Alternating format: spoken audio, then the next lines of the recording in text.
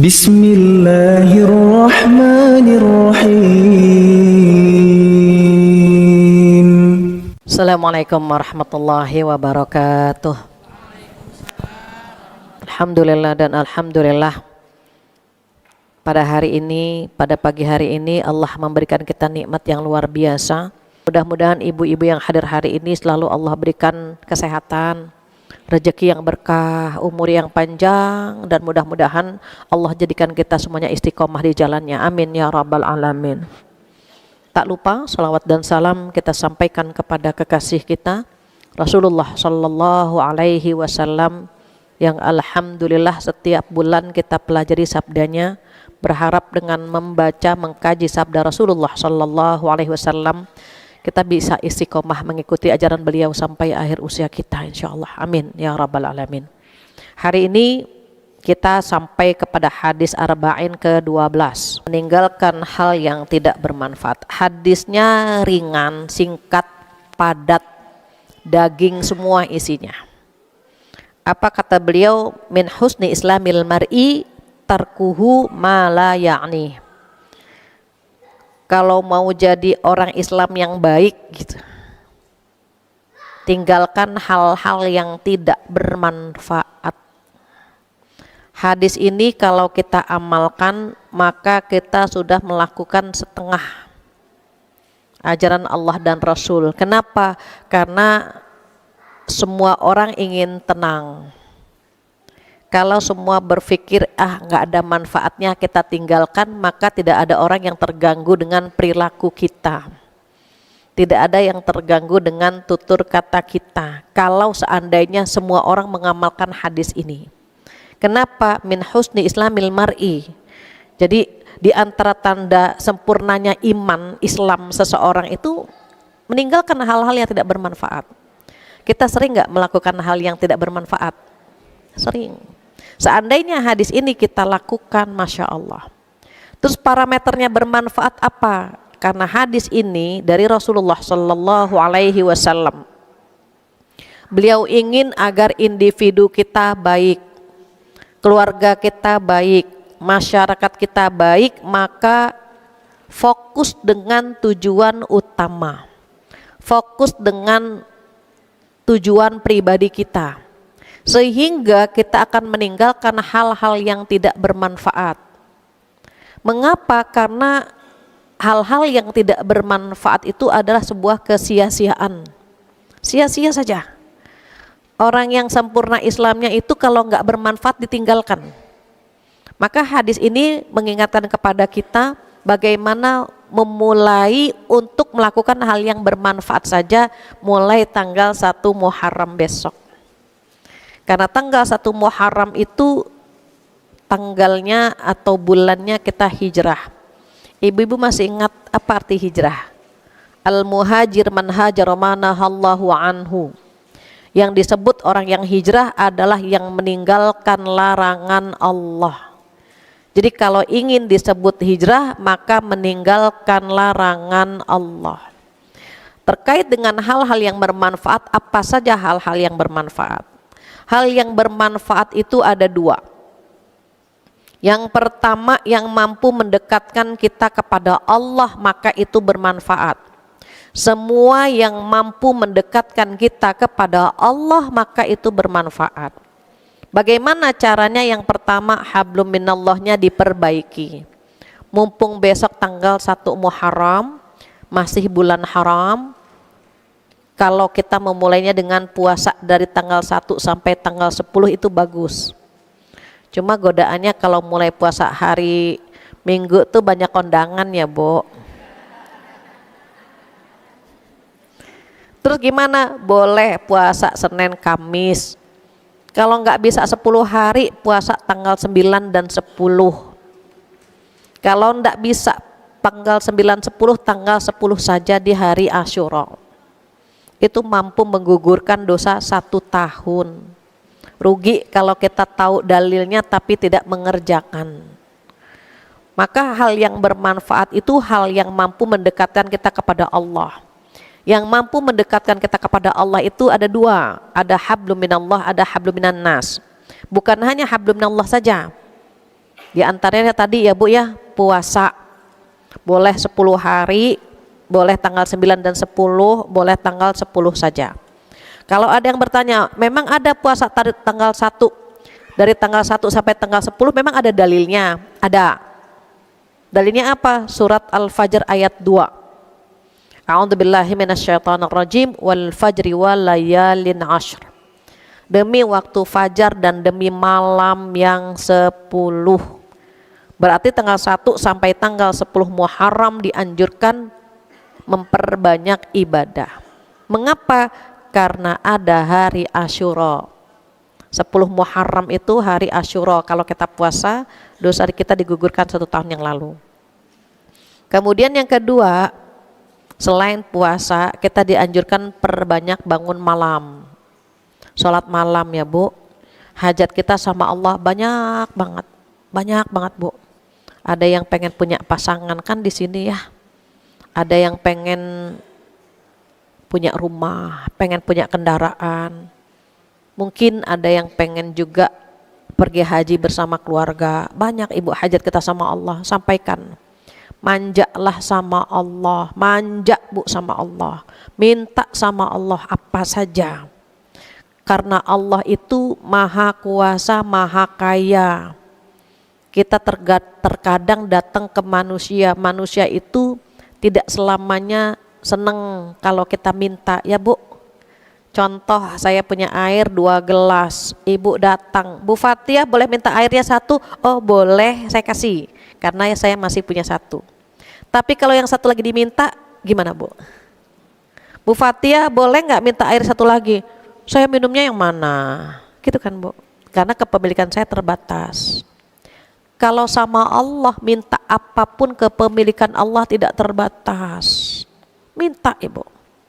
Ini kan kita yang duduk di sini nih wajahnya bermasalah semuanya ini. Ya Bu ya, kita punya masalah semua. Semua orang hidup punya masalah. Agar apa Bu? Agar datang kepada Allah Subhanahu wa taala. A'udzubillahi minasyaitonirrajim, ya ayyuhal muzammil qumil laila illa qalila. Nisfahu awin qusminhu qalila aw zid alaihi warattilil qur'ana tartila. Jadi kata Allah, wahai orang yang berselimut amanah, berselimut masalah, banyak pikiran, bangun, qumil laila illa qalila, sebentar kok, bangun sebentar gitu. Kenapa? Minta sama Allah semuanya. Bahkan diminta juga untuk memperbanyak baca Al-Quran. Jadi bulan Muharram Bu, banyakin puasa sunnah, sholat sunnah, baca Al-Quran. Warattil Qur'ana tartila. Kenapa? Kata Allah, inna nasyi'atal laili hiya asyaddu wat'a wa aqwam qila. Bangun malam itu ngisi jiwanya lebih berat, dan bacaan Al-Quran di waktu malam lebih berkesan. Ibu baca Quran di waktu malam tuh lebih berkesan ketimbang siang-siang. Siang-siang baru a'udzubillahi minasyaitonirrajim, anak nangis Bu, shadaqallahul azim. Cepet-cepet kita baca Qurannya. Tapi kalau malam anak tidur ya Bu ya, atau urusan kita sudah selesai, coba baca Quran. Sehalaman boleh, 1 lembar boleh, 1 ain boleh, 1 ayat juga boleh, tapi kebangetan baca gitu Bu. Kenapa? Karena Allah yang meminta kita. Selain puasa, sholat sunnah, baca Quran, perbanyak sedekah. Itu bermanfaat tuh Bu. Allah suka, Allah seneng banget kalau kita memilih amal-amal yang bisa mendekatkan diri kepada Allah Subhanahu wa ta'ala. Jadi kalau amal soleh kita diterima oleh Allah Subhanahu wa ta'ala, insya Allah menjadi bekal, itu bermanfaat.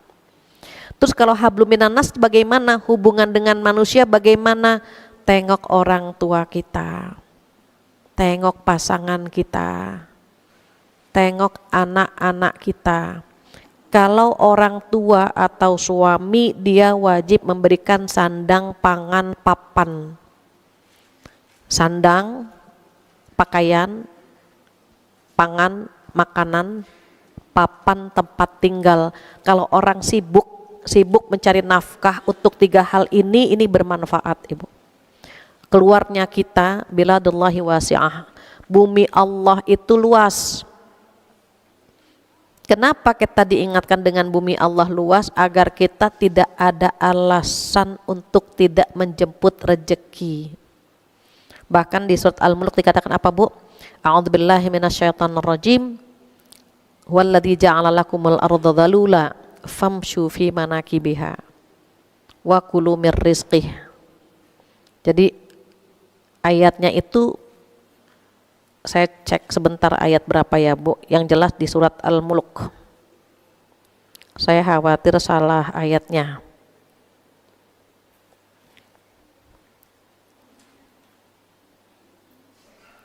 Biar sama-sama lihat di surat Al-Mulk. Baru kemarin saya lihat Bu, lupa lagi. Wa asirru qawqaw ajru binahu liman batatu. Ya. Walladzi ja'ala lakumul arda dalula, itu ayat ke 15. Walladzi ja'ala lakumul arda dalula famshu fi manakibiha wa kulu mir rizqih wa ilaihin nusyur. Apa artinya? Dia Allah yang menciptakan bumi itu mudah dijelajahi. Bumi dihamparkan agar mudah dijelajahi. Famshu fi manakibiha, maka berjalanlah. Ada yang menjadikan ayat ini dalil untuk traveling, buat jalan-jalan. Kan anak liburan sekolah nih Bu, ngajak anak jalan-jalan tuh ibadah. Niatnya apa? Melihat kebesaran Allah. Coba nak, lihat nak, gunung menjulang tinggi, Allah ciptakan seindah ini. Kita ke pantai, Masya Allah, nah lihat pantai tak bertepi. Apa kata Rasulullah? Celupkan 1 jarimu ke dalam air lautan, lihat berapa banyak air yang nempel di jarimu. Itulah dunia. Sementara air lautan yang begitu luas itu negeri akhirat. Kita sibuk mikirin yang air nempel di mana? Di jari. Nanti kalau kita ke Ancol, nggak di endorse ya Bu sebetulnya sama Ancol. Kalau orang Jakarta kan paling dekat ke Ancol. Ibu lihat air laut, celupkan 1 jari, lihat berapa yang nempel di jari kita. Banyak nggak Bu air yang nempel di jari? Nggak banyak, tapi kita sibuk sama air yang sedikit ini. Sampai lupa dengan air lautan yang akan mendampingi kita. Amal di hari kiamat itu Bu, negeri akhirat itu kekal, tapi kita sibuk sama air yang setetes ini. Terus bagaimana? Jadikan air yang setetes ini jembatan ke negeri akhirat. Sandang, pangan, papan itu kebutuhan primer, tetapi jadikan 3 ini jembatan ke surga. Rumah berkah. Bagaimana biar berkah? Di dalamnya, di rumah penghuni itunya ya, penghuni rumahnya itu menjadikan baiti jannati. Rumahku adalah surgaku. Rumahku surgaku bagaimana? Di rumah itu ada aktivitas surgawi, sholat, puasa kadang-kadang bareng, santunan, kita bikin anak-anak terlibat. Kenapa? Baiti jannati, kita bisa nyicil rumah, bisa KPR di dunia, kenapa ndak bisa KPR di negeri akhirat? Untuk negeri akhirat. Jadi niatan aktivitas di rumah itu untuk menyicil rumah di surga, begitu maksudnya. Boleh cari rumah, kendaraan silahkan. Di bumi Allah luas, punya kendaraan, biar kendaraan ini bisa dipakai untuk silaturahim. Kendaraan dipakai untuk ngantar kita ngaji. Saya salut sama ibu-ibu di sini, wah motornya keren, ngetril, terus ke pengajian gitu. Nanti ada lagi mobil yang ngantar teman-temannya, mau ikut ngaji enggak di JGC, ayo naik mobil saya bareng. Nikmatkan Bu, itu nanti semua yang numpang itu jadi saksi di hari kiamat. Makasih ya Mbak, saya udah dianterin ke pengajian. Enak Bu, mobil dipakai untuk ngantar anak ke pesantren, mobil dipakai untuk mencari nafkah yang halal, dan begitu seterusnya, itu bermanfaat semuanya. Jadi hablum minallah kita ada, hablum minannasnya juga sama-sama diperbaiki. Kenapa yang manfaat saja? Nyari musuh lebih gampang daripada nyari teman. Ya Bu, kita ngomong aja sembarangan, orang sakit hati jadi musuh kita. Nyari teman susah Bu, susah. Kalau teman untuk senang-senang banyak, ajak nongki-nongki, banyak yang ikut. Siapa yang mau ke mall? Saya traktir, banyak yang ikut gak Bu? Banyak. Saya traktir yuk, yang mau ikut saya traktir. Banyak banget Bu. Tapi ada yang mau ngaji enggak? Yang ikut banyak Bu? Sedikit. Mau ikut enggak? Enggak dulu kali ya, gitu. Ya Allah, anak-anak lagi liburan, izin dulu ya, kan bulan depan ada, gitu. Ya Bu. Diajak ke pengajian harus di reminder dulu, diingatkan jangan lupa besok pengajian. Ngerumpi di reminder enggak Bu? Jangan lupa ya besok jadwal ngerumpi gitu Bu. Ada. Nyari musuh gampang, nyari sahabat atau nyari teman susah. Apalagi teman yang mengajak kepada surga. Ibu kalau punya teman kayak gini nih Bu nih, yang ngajak ke surga, pegang tangannya jangan dilepas. Susah nyari teman kayak gini.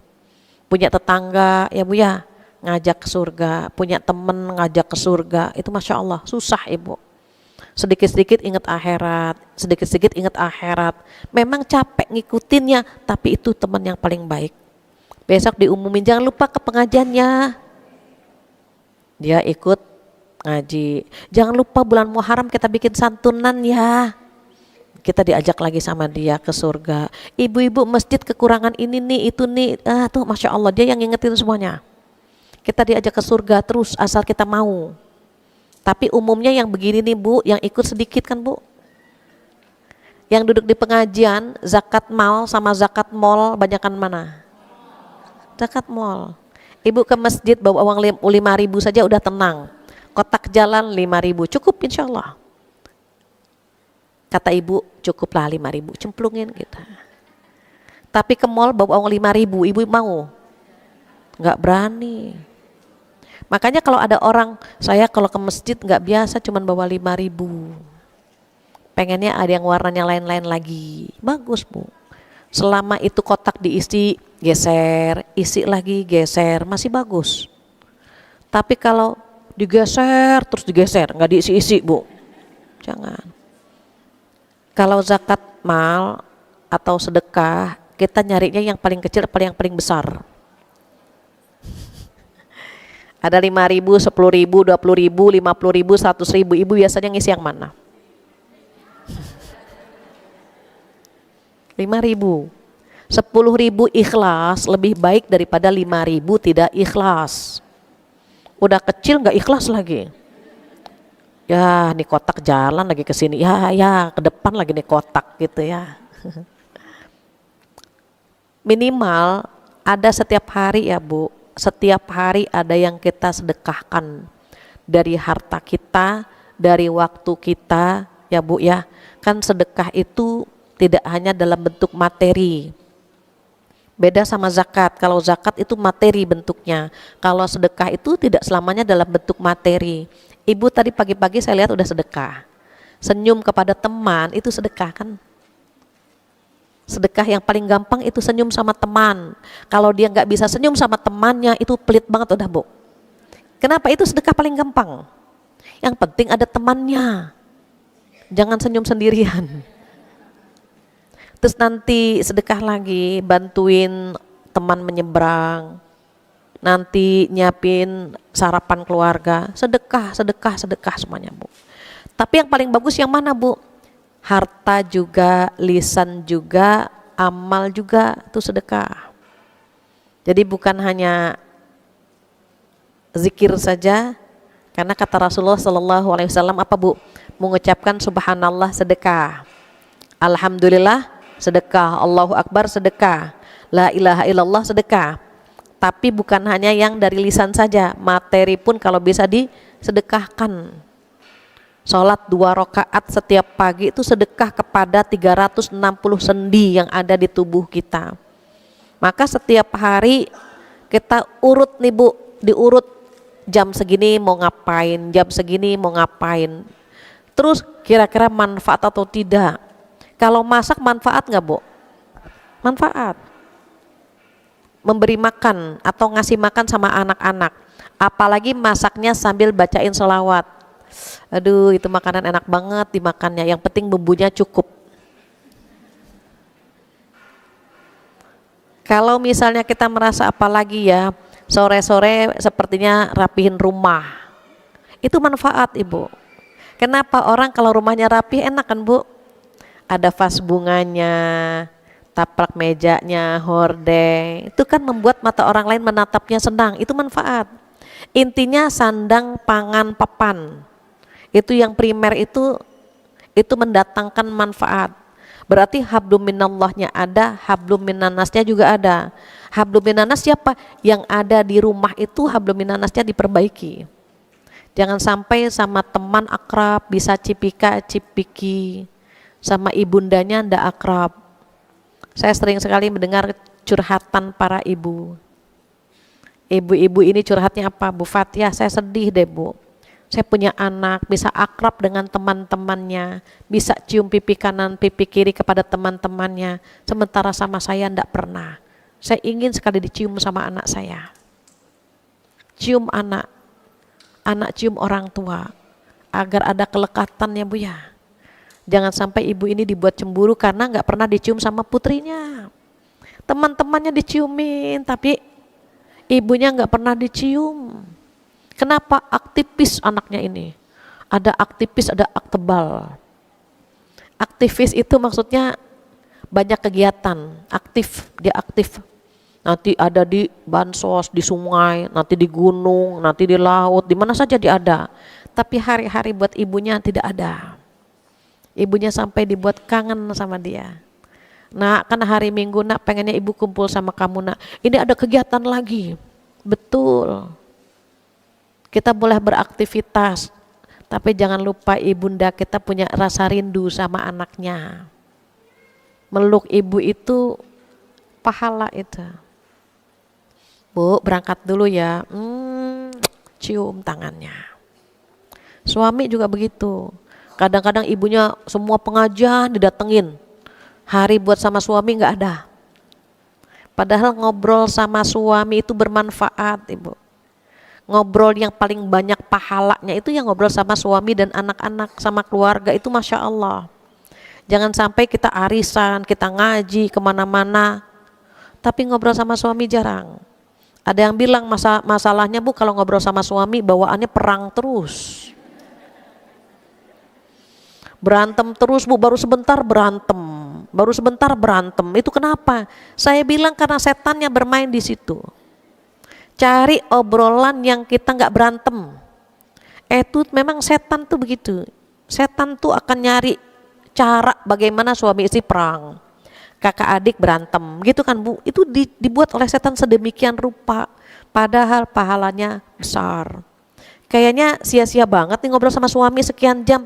Nggak ada yang sia-sia kalau kita menggunakan waktu untuk keluarga. Makanya jalan-jalan sama keluarga, ngobrol sama keluarga, nemenin gitu Bu, Masya Allah. Ibu punya anak, punya cucu masih kecil-kecil, terus ngajak mereka main, bikin mereka tertawa, pahalanya seperti menangis di hadapan Allah Subhanahu wa ta'ala, itu pahalanya Bu. Kalau kita ikhlas.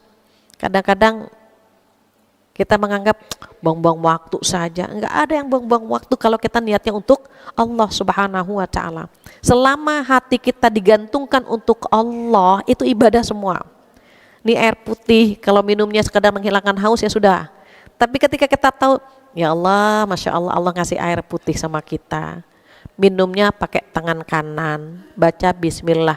Kita niatkan untuk Allah, ibadah. Maka bernilai ibadah Ibu. Tidurnya kita, makannya kita, minumnya kita, selama menggantungkan kepada Allah, ingat Allah gitu. Cara tidur yang seperti Rasul bagaimana ya, misalnya baca doa dan seterusnya. Itu ibadah semuanya. Jadi bukan hanya yang sifatnya ritual ya Bu, sholat, puasa dianggap ibadah.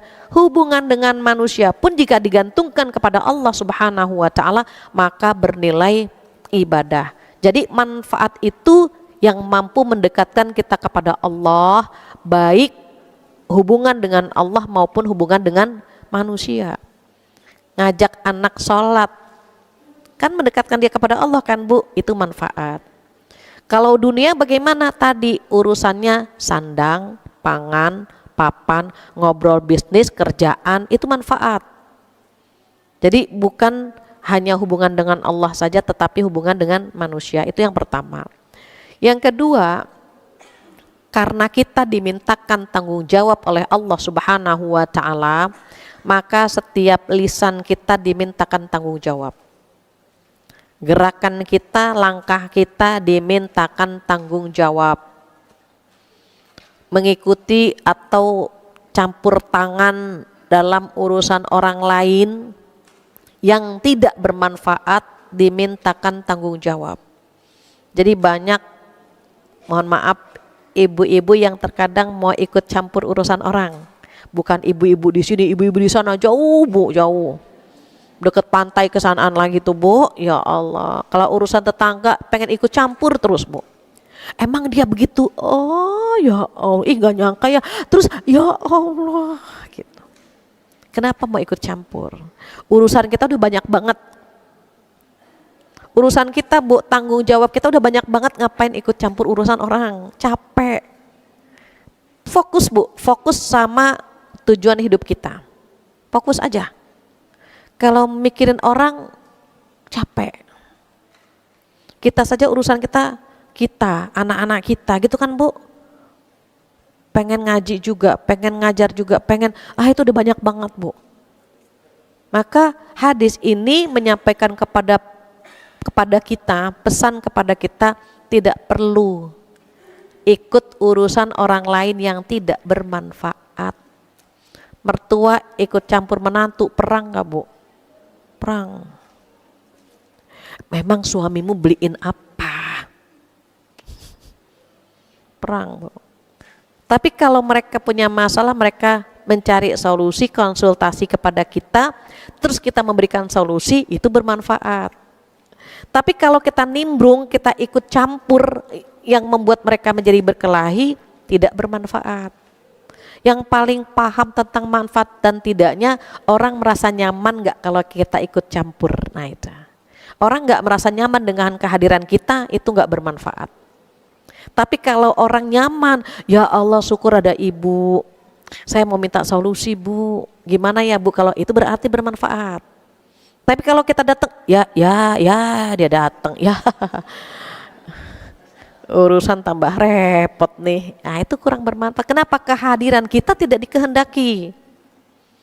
Makanya dalam Al-Quran boleh tuh Bu, kalau ada tamu datang, kan izin dulu ya Bu, izin dulu, tuh salam dulu. Dikatakan oleh Allah, ya ayyuhalladzina amanu, a'udzubillahi minasyaitonir rajim, ya ayyuhalladzina amanu gitu ya, la tadkhulu buyutan ghaira buyutikum hatta tasta'nisu wa tusallimu ala ahliha. Terus Bu, sampai 3 ayat lah di situ, dari surat An-Nur. Di situ kalau misalnya tuan rumahnya tidak menghendaki, udah ngebel 3 kali tidak dibukakan, itu artinya pulang. Jangan ngebel ke-4, ke-5, ke-6, enggak boleh, cukup 3 kali saja. Ting tong, nih izin, dia dengar nggak ya gitu.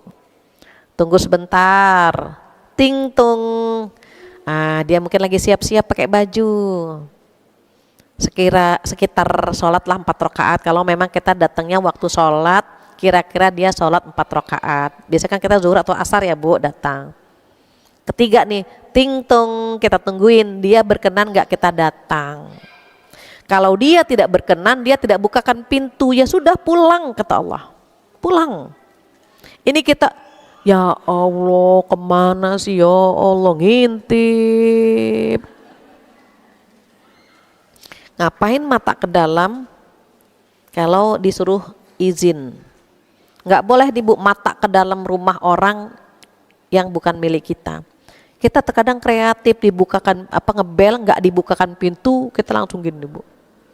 Oh ya Allah, rumahnya gede banget, ada sofa baru, diintip semuanya. Khawatir ada orang yang auratnya terbuka dan kita nggak layak melihatnya. Itu nggak bermanfaat, itu dilarang. Jadi ketika kita pulang, oh berarti tuan rumahnya tidak menghendaki kehadiran kita, pulang gitu Bu. Diatur sama Islam dari bangun tidur sampai mau tidur lagi tuh diatur Bu. Banyak hal-hal yang dimintakan tanggung jawab. Mau kemana hari ini? Mau ngapain hari ini? Catat tuh Bu, hari ini mau ngaji di JGC, terus makan misalnya, terus ngajak anak-anak ke gitu ya Bu ya, ke sebelah, Terus misalnya, oh ini manfaat nggak ya? Manfaat nggak ya? Mudah-mudahan manfaat. Pulang. Kira-kira yang bermanfaat apa ya gitu. Capeknya kita itu pahalanya besar Ibu. Capek nuntut ilmu, capek ngurus suami, capek ngurus anak, itu pahalanya besar semua. Capek menebar kebaikan, capek mengajak kepada kebaikan, capek jihad, capek apalagi ya, ada 8 Bu. Hamil dan menyusui. Ibu kalau mau pahalanya besar tuh ibu hamil. Adakah di sini ibu hamil? Ibu hamil itu pahalanya besar. Karena ibu hamil itu puncaknya capek. Wahnan ala wahnin. Capek di atas capek, makanya pahalanya besar. Sesungguhnya ibu-ibu diberikan oleh Allah kesempatan masuk surganya gampang dan banyak. Namun sayangnya, apa kata Rasulullah? Sayangnya banyak perempuan yang di neraka. Yang pertama tidak bersyukur dengan kondisi suami, dan yang kedua tidak mampu menjaga lisannya. Maka hadis ini ketika kita ingin menjadi muslim yang baik, meninggalkan hal-hal yang tidak bermanfaat. Jadi parameter bermanfaat tadi sudah ya Bu, hubungan dengan Allah, hubungan dengan manusia yang diniatkan untuk ibadah. Begitu juga untuk urusan sandang, pangan, papan, nyari nafkah untuk mendapatkan sandang, pangan, papan itu bermanfaat. Jadi jual beli itu bermanfaat. Kenapa? Karena kita menjemput rezeki, begitu ya Bu. Yang selanjutnya yang dimaksud dengan hadis ini, kita akan dimintakan tanggung jawab semuanya. Waktu kita, lisan kita, amal kita akan dimintakan tanggung jawab oleh Allah Subhanahu wa ta'ala. Maka pilih aktivitas yang bisa mendatangkan manfaat dan bisa dipertanggungjawabkan di hari kiamat. Terakhir apa Bu? Wallahu yuhibbul muhsinin. Allah suka banget sama orang-orang yang berbuat baik, maka tebar kebaikan di mana saja. Ciri-ciri orang baik itu hadirnya disyukuri, kepergiannya ditangisi. Dan orang tidak baik hadirnya disesali. Ya Allah, dia jadi tetangga kita ya, astagfirullah. Hadirnya disesali, kepergiannya disyukuri.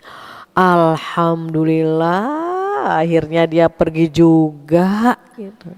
Na'udzubillah. Kita pengennya bagaimana?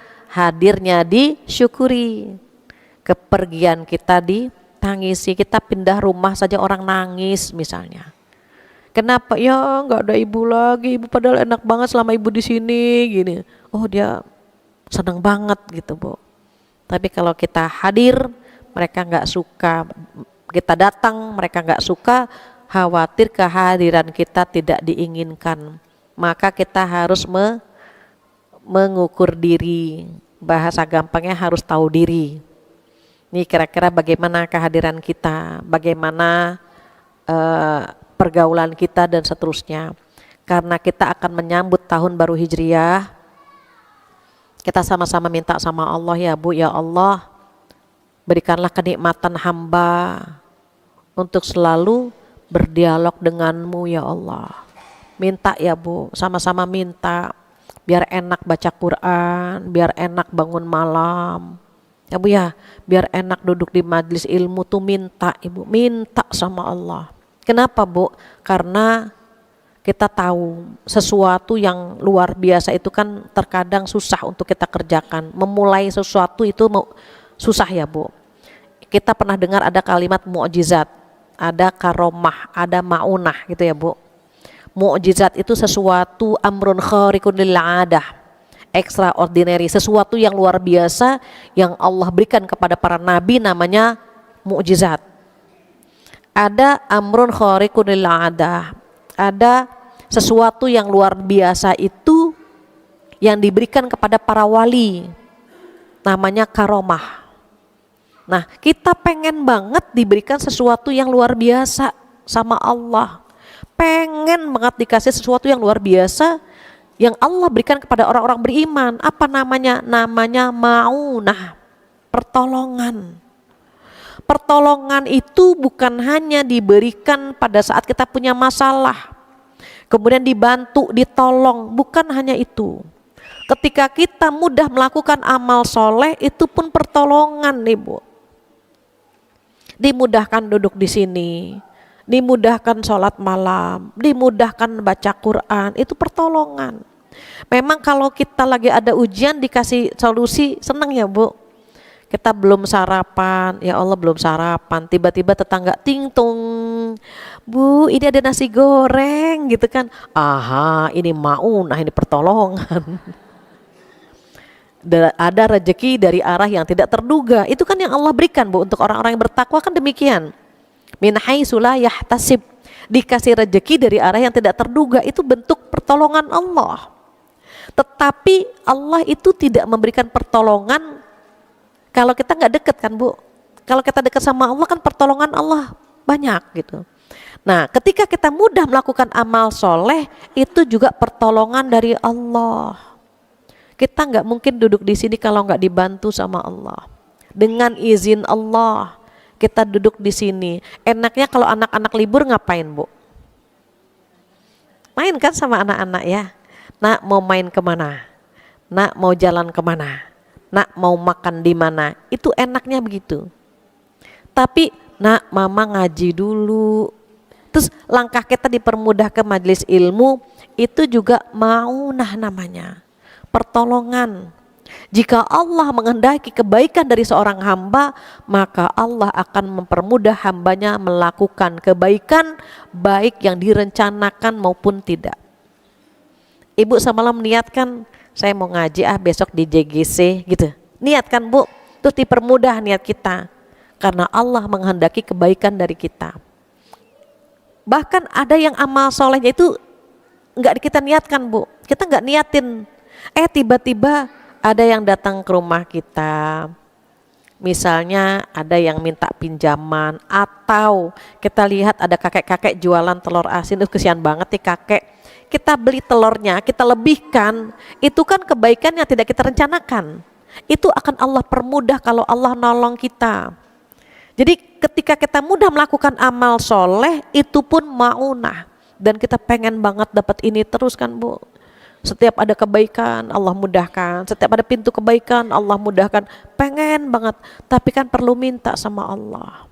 Maka ingin sekali di tahun 1446 amal kita bertambah, kesehatan kita, niat kita, minta sama Allah semuanya. Ya Allah, ingin 1446, ingin memasuki tahun baru nanti malam, pengennya begini, niatkan Ibu semuanya.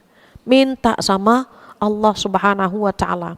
Makanya ada doa, terkadang doa akhir tahun, doa awal tahun. Kalau berdoa bebas Ibu, silahkan minta apa saja sama Allah. Cuma terkadang kenapa ada doa awal tahun gitu ya Bu? Kenapa sih ada doa akhir tahun? Ulama ini mempermudah kita untuk berdoa. Kita kadang-kadang bingung, doa apa lagi ya? Kan gitu tuh Bu. Terus dipandu gitu. Ada yang ini aja nih baca doa awal tahun ini. Karena kita terkadang blank Bu, kosong, minta apa ya? Kan gitu Bu. Terus ada yang mandu gitu. Ini aja nih baca doa ini, enggak apa-apa, kalau doa kan bebas. Karena setiap orang kebutuhannya berbeda, maka doa bebas. Ud'uni astajib lakum. Minta apa saja kepada Allah. Kata Allah, minta kepadaku, maka akan aku kabulkan. Ud'uni astajib lakum. Minta kepadaku, kata Allah. Jadi perbanyak doa, perdekat hubungan kita dengan Allah. Dan satu hal lagi, Allah suka banget sama orang-orang yang berbuat kebaikan dan menebar kebaikan. Mudah-mudahan kita termasuk yang ditolong oleh Allah untuk selalu melakukan hal-hal yang bermanfaat, hal-hal yang baik, agar itu menjadi jembatan kita ke surga dan menjadi amal pemberat timbangan kita di hari kiamat nanti. Demikian ibu-ibu soleha, nggak terasa jam 11:04. Ada yang ingin ditanyakan, ditambahkan atau dikurangi? Saya kembalikan lagi kepada MC, silahkan. Baik, Terima kasih jazakillah khair kepada Ustazah Wa iya, atas iya. materi yang luar biasa hari ini ya Ibu-ibu. Baik, ada yang mau bertanya Bu? Silahkan. Ibu-ibu ada yang ingin ditanyakan Ada yang ingin menyambut ditanyakan? tahun baru Oh iya, Hijriah. silakan. Di sini ada ini enggak? Ada itikaf? Belum, nanti malam nggak ada. Kalau ibu misalnya doa sendiri, aduh males ya nyari, ada doa bersama. Kan sekarang banyak ya Bu, doa bersama di tahun baru Hijriah. Enggak apa-apa ibu-ibu bisa ikut di sana. Ada yang mau tanya Ustaz? Silahkan. Assalamualaikum. Waalaikumsalam. Ya, saya mau nanya, kita kalau megang gadean kontrakan rumah, Megang apa Bu? gadean kontrakan rumah, itu uang kontrakannya riba bukan ya? Assalamualaikum Bu Ustazah. Waalaikumsalam. Uang kontrakan riba atau enggak gitu?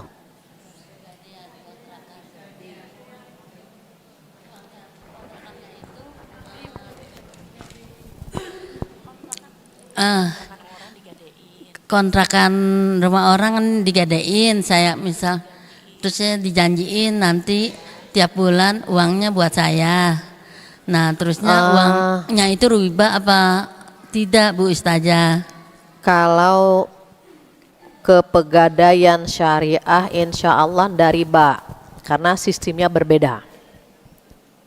Jadi kalau sesuai dengan syariah enggak. Tapi kalau konvensional ada bunga, nah itu riba begitu. Jadi nanti lihat saja akadnya berbunga atau tidak. Kalau akadnya berbunga berarti riba. Tapi kalau akadnya enggak berbunga ya enggak riba. Kan ada pegadaian syariah kan? Misalnya kita punya emas, punya rumah, punya gitu Bu, bisa digadaikan sesuai dengan syariah, maka insya Allah tidak mengapa.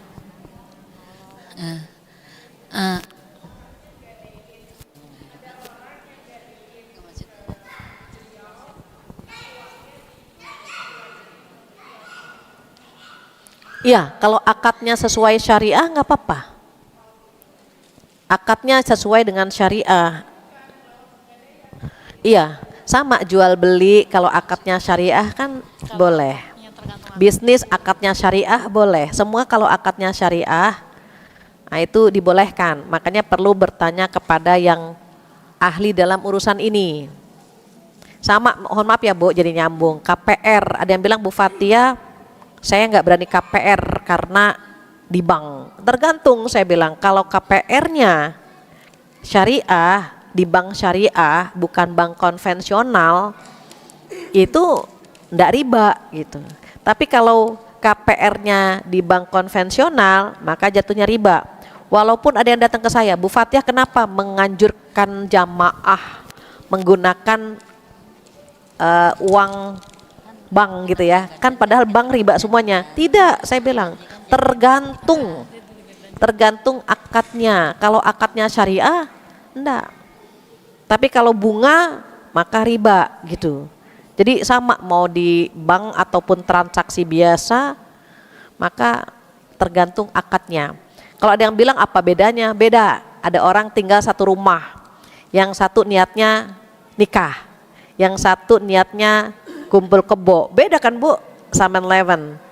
Beda. Walaupun tinggalnya satu rumah, tetapi akad di awalnya yang berbeda, maka itu yang membuat dia berdosa atau justru sebaliknya. Demikian, wallahu a'lam. Kayaknya di belakang ada yang lagi yang mau tanya ya. Oh iya. Oh, ada banyak nih. Siapa duluan ini?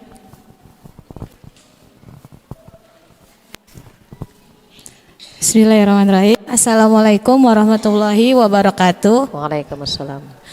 Ustazah, saya mau tanya, kita kan memang nggak semua orang bakal suka sama kita ya Ustazah. Saya mau tanya, misalkan memilih untuk memblokir seseorang, tujuannya cuma satu sih, buat hati kita tuh pengen tenang aja, gak usah lihat status dia, gak usah, supaya kita tuh positive thinking aja gitu loh. Walaupun kita nggak kepedean, dia misalnya bikin itu nyindir kita, itu sih urusan dia ya, saya mau nggak mau tahu. Cuma kalau dilihat dari cara dia, ya mungkin menyindir seseorang lah gitu ya. Nah tujuannya tuh cuma satu, kita lagi pengen belajar jadi baik dengan cara mengurangi lah ngelihat yang kayak gitu, baca-baca yang kayak gitu. Tujuannya cuma itu aja, nggak bertujuan menemukan tali silaturahmi. Kita nggak mendoainkan dia yang buruk-buruk, nggak, tetap mendoainkan dia yang terbaik gitu loh buat dia. Laki itu atau perempuan? Laki atau perempuan? Perempuan. Oh, perempuan. Gitu aja Ustazah. Gimana maksudnya? Salahkah saya memilih jalan seperti itu untuk memblokir beliau gitu loh Ustaz. Terima kasih. Assalamualaikum warahmatullahi wabarakatuh. Waalaikumsalam warahmatullahi wabarakatuh. Kalau nggak diblokir nggak apa-apa kan? Jadi gini Ibu, kalau kita berteman, orang ini nggak nyenengin banget gitu ya, nggak nyenengin banget. Tinggal kita nggak perlu lihat statusnya, nggak perlu lihat kita nomornya, nggak perlu lihat kondisinya, sudah.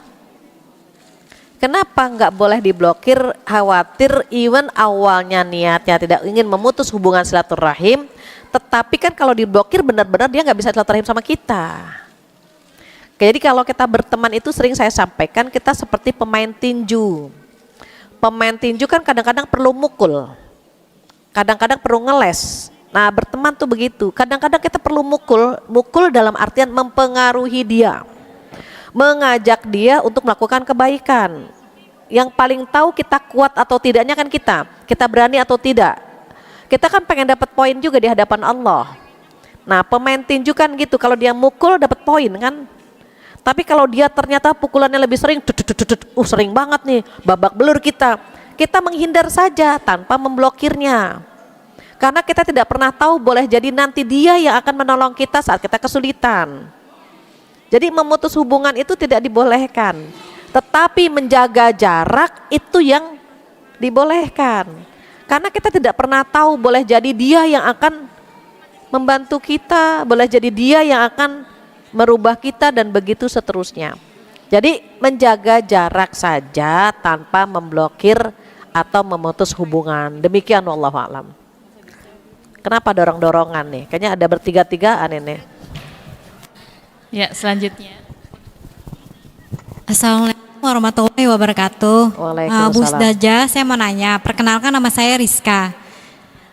Apakah jika kita ada orang yang bertamu, tetapi kita tidak mengizinkan karena mungkin rumah kita lagi sedang berantakan atau mungkin kita kurang berkenan dengan tamu tersebut, bagaimana Ustazah caranya secara baik kita untuk menolaknya? Terima Iya, kasih. Wassalamualaikum warahmatullahi wabarakatuh. Waalaikumsalam warahmatullahi wabarakatuh. Tadi sudah saya singgung ya, surat An-Nur. Surat An-Nur itu surat ke-24, di mana kalau kita berkunjung itu dianjurkan izin, dianjurkan mengucapkan salam. Dan kalau kita tidak dibukakan pintu maka artinya pulanglah. Ayatnya oke. A'udzubillahi minasyaitonirrajim. Fa illam tajidu fiha ahada fala tadkhuluha hatta yu'dzana lakum. Kalau enggak ada seorang pun di rumah itu gitu ya, maka kamu jangan masuk. Wa in qila rji'u, nah wa in qila lakum irji'u farji'u wa azka lakum. Kalau dikatakan kepada mereka pulanglah, maka pulang. Itu lebih baik. Jadi kalau misalnya kita berkunjung, ini kita sebagai tamu. Ketika tidak dibukakan pintu, itu kan artinya pulanglah gitu ya. Maka kata Allah, wa in qila lakum irji'u farji'u. Kalau tuan rumahnya bilang pulang, kita pulang. Kenapa? Boleh jadi tuan rumahnya tidak menghendaki kehadiran kita. Boleh jadi tuan rumahnya sedang tidak enak badan. Boleh jadi tadi kayaknya belum tepat kalau dia datang ke rumah kita. Maka boleh kita tidak menerima tamu tersebut. Boleh. Hanya, nah ini, kalau kita perhatikan tamu tuh datang ngapain sih gitu ya.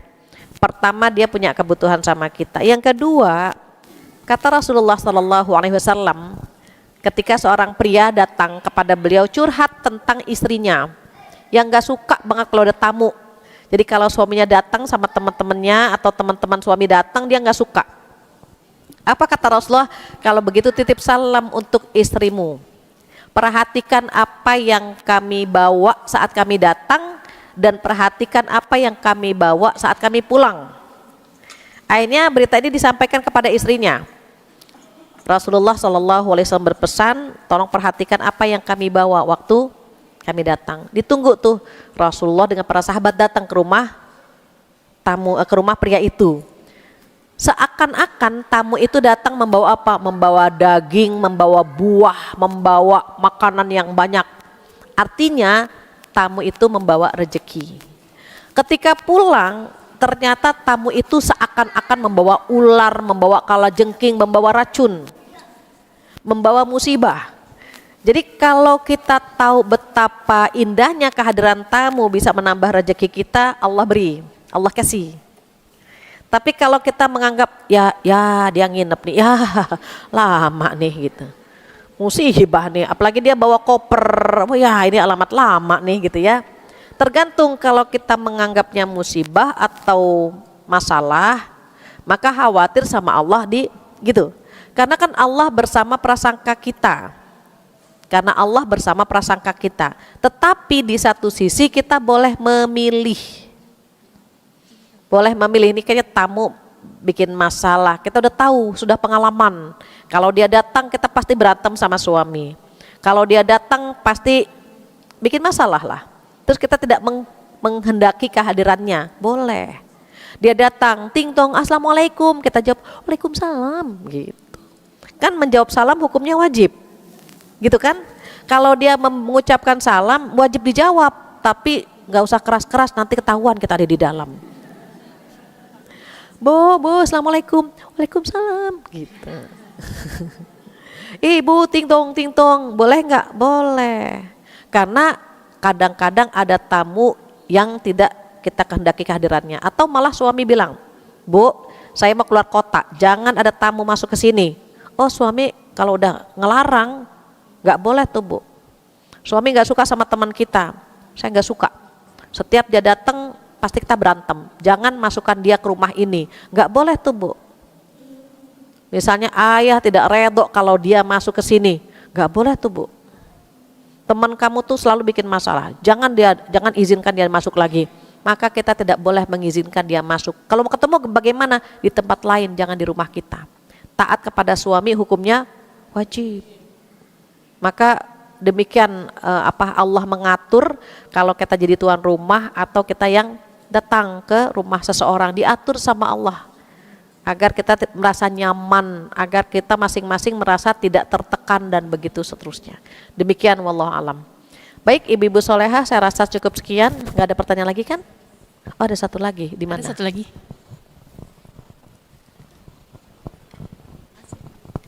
Assalamualaikum Ustazah. Waalaikumsalam warahmatullahi. Tamu mana saja yang diperbolehkan oleh istri untuk diterima? Bagaimana? Maksudnya kita kan istri nih ya, Ustazah, ada kategori nggak maksudnya untuk menerima tamu gitu ya, yang diperbolehkan dengan yang tidak diperbolehkan gitu. Karena saya waktu itu pernah main ke rumah temen, tapi istrinya itu nggak menyediakan makanan minum, tapi suaminya gitu Bu Ustazah. Jadi dia nggak ikut ngobrol bareng-bareng gitu Bu Ustazah, jadi hanya suaminya aja gitu. Apa memang ada kriterianya gitu, maksudnya yang diperbolehkan sama istri gitu? Pertanyaan saya, ketika suaminya yang menerima, berarti ibu berdua-duaan dengan suami? Enggak, sama teman-teman gitu maksudnya. Kita sama teman-teman karena memang ada urusan gitu kan, mau ada acara gitu. Jadi kita datang, tapi ada laki-laki, ada perempuan gitu maksudnya, karena memang ada acara. Tapi suami istrinya itu enggak ikut. Karena? Bareng. Jadi yang menyediakan. Karena apa? Enggak tahu juga. Tapi udah izin sama istrinya? Enggak tahu juga, saya baru datang itu aja sih sekali gitu Bu saja. Kan ada istiqnas itu izin. Izin itu bisa ngebel, bisa WA, bisa telepon, izin dulu. Halo, assalamualaikum, saya mau datang ke rumah jam sekian, kira-kira bisa nggak? Itu istiqnas. Oh kitanya gitu, tamunya maksudnya? Iya. Udah sih, udah gitu, udah. Tapi istrinya nggak ikut nimbrung, jadi juga nggak menyediakan. Izinnya ke siapa? Tergantung. Izinnya ke suaminya. Nah, kalau izinnya ke suami ya sudah kan suami udah nyambut. Ya kan? Izinnya ke suami kan? Nggak gini Bu saja, apa memang kalau istri itu nggak diperbolehkan untuk menerima tamu. Jadi kalau kayak urusan untuk dari yang mungkin dari yang laki-laki ya gitu, teman-teman laki-laki atau saudara jauh dari laki-laki gitu, apa ada itunya? Maaf ya Bu, ini pertanyaannya karena nggak fokus, jadi saya jawabnya nggak fokus. Gini, ketika kita datang ke rumah seseorang, kita izinnya sama siapa? Kalau izinnya sama suami, kemudian suami yang menemani, istri nggak menemani nggak berdosa, karena boleh jadi kan ibu tamu suaminya, gitu kan? Contoh misalnya, suami kita kan punya teman-teman SMU, punya teman-teman di kuliahan, misalnya ya. Terus teman-teman suami bilang, kita rombongan mau datang nih ke rumah, misalnya gitu. Berarti kan izinnya ke suaminya. Terus suaminya udah nyambut, ya nggak apa-apa. Karena teman-teman suami, rombongan datang, suami nyambut, ya sudah kan, berarti suaminya yang menerima. Tapi kalau misalnya izinnya sama istrinya udah oke, tiba-tiba dia nggak menemani, berbeda. Jadi tergantung kan masing-masing punya tamu. Kita punya tamu, suami punya tamu. Kadang-kadang tamunya suami gitu ya, kadang-kadang tamunya suami menghendaki istrinya nggak tahu. Bisa dipahami. Ini tamunya suami kan, kita nggak datang ya nggak apa-apa. Karena khawatir, ya udahlah itu kan teman-teman suami. Saya nggak terlibat, nggak apa-apa kan gitu. Nggak berdosa dia, karena memang tamunya suami. Sama halnya misalnya tamunya kita, tamunya saya, teman-teman saya datang ke rumah, terus suami nggak nemuin, nggak apa-apa kan, karena itu tamunya saya. Begitu, jadi tamunya siapa dulu gitu. Kalau misalnya tamu saya, Bu Fatia saya mau datang nih rombongan sama teman-teman SMU, boleh nggak? Oh boleh, datang kan karena saya yang menerima, sudah diterima berarti, nggak dosa. Karena kan saya yang menerima. Oh boleh, silahkan datang karena teman-teman saya. Maka suami berpikir, oh sudah teman-teman saya. Kalau nggak menemui ya nggak apa-apa karena itu tamu-tamu saya. Sama begitu pula sebaliknya, kalau suami merasa kalau istrinya nimbrung malah nggak nyaman dia. Ini kan teman-teman SMP-nya atau SMU-nya. Kalau ada istrinya mungkin malah dia nggak nyaman. Jadi nggak apa-apa. Siapa yang menerima tamu, dia yang menemani udah cukup insya Allah. Demikian. Jadi kalau suaminya yang menerima, dia yang menjamu, dia yang bagus kan gitu. Dia udah menerima kita. Kita jangan menuntut lagi anaknya harus menemui kita, istrinya harus menemui kita. Enggak juga begitu. Karena masing-masing punya kegiatan gitu ya. Masing-masing punya urusan yang mungkin suaminya nggak tahu begitu. Jadi kita nggak boleh suuzon juga ya, kenapa istrinya nggak ikut. Kalau kita malah mikirnya gini Bu saja, mungkin kayaknya sih teman saya itu menjaga istrinya supaya maksudnya kan banyak juga yang bukan mahramnya gitu ya. Pertanyaan apa? Jadi saya nggak dengar. Nggak, maksudnya menjaga, kayaknya kita berpikir kayak menjaga gitu istrinya karena kan banyak juga yang bukan mahramnya gitu. Jadi kayaknya khusus kalau di luar dari keluarga dia nggak diperbolehkan menerima gitu. Kalau memang suaminya tidak mengizinkan, dia nurut, pahala kan buat istrinya. Bisa jadikan, Bunda nanti teman-temanku datang, Bunda nggak usah keluar ya.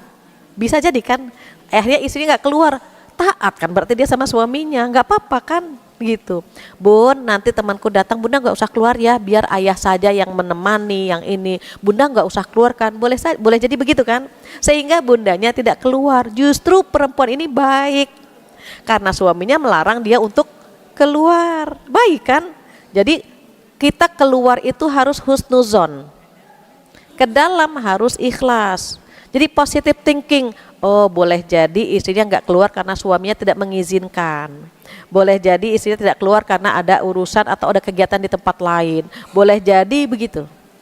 Yang penting kita dan teman-teman kan sudah dijamu oleh suaminya karena kita sebagai tamu suaminya. Misalnya tadi reuni, suaminya yang menjamu, udah cukup insya Allah.